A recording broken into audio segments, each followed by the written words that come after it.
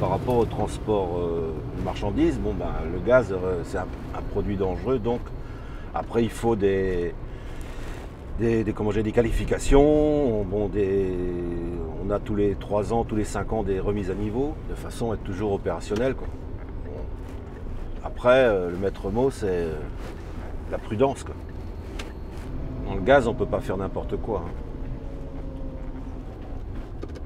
Parce que l'erreur, on l'a fait une fois, mais on ne la fait pas deux. Mais j'aimerais bien, ouais, que ça continue, parce que c'est un boulot qui me plaît.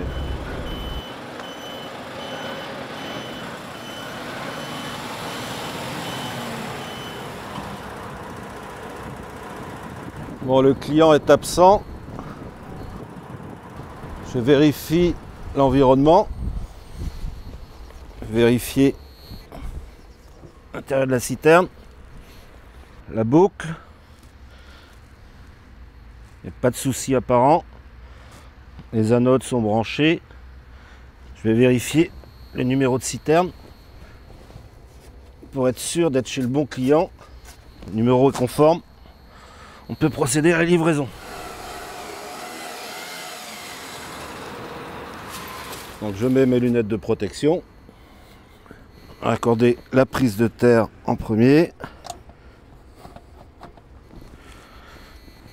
Ensuite, le pistolet. Donc je sélectionne nouveau client. C'est du propane. Le niveau de la jauge, 2%. Je lance le dépotage.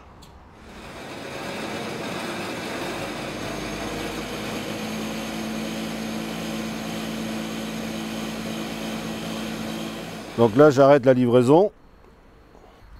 Je ferme le pistolet.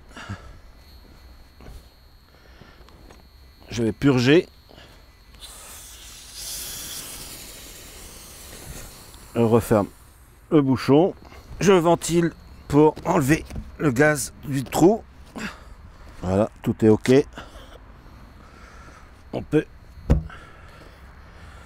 emballer. Je ferme mes vannes. Je peux enrouler. À l'écran, on a les clients que nous avons à livrer dans la journée. Il peut nous en supprimer comme nous en rajouter. C'est notre lien direct avec notre client.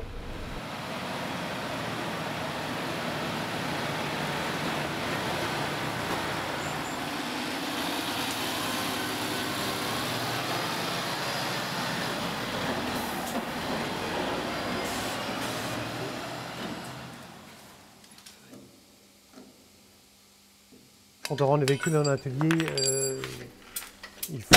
on a des appareils pour vérifier s'il n'y a pas de risque d'explosion, des détecteurs, en cas de fuite, on ne sait jamais.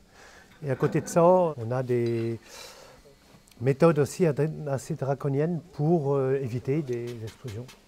Voilà, donc la sécurité fait partie intégrante de notre métier.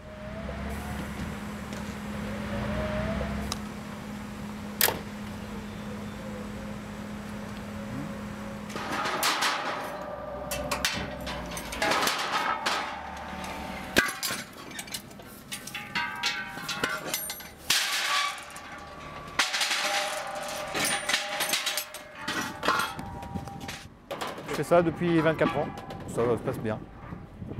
Le rapport avec les clients, le côté régulier aussi, client que je connais depuis 20 ans, donc c'est agréable. Quand j'ai commencé, les anciens qui m'expliquaient comment faire. Je dirais surtout que c'est physique, mais que c'est agréable quand même à faire. Les palettes qui sont entamées, qui sont descendues du camion, et suivant ce qui reste en plein ou en vide, s'il reste 4 pleines, on enlève les 4 pleines, on remet 4 vides, et ça repart sur le tas du vide avec le cariste. Il faut prendre des réflexes, il faut un peu de temps, il faut prendre des plans, noter sur des plans. Parce qu'au début, on perd beaucoup de bouteilles au milieu des casiers, et arrivé au tri, il faut aller regarder où elles sont.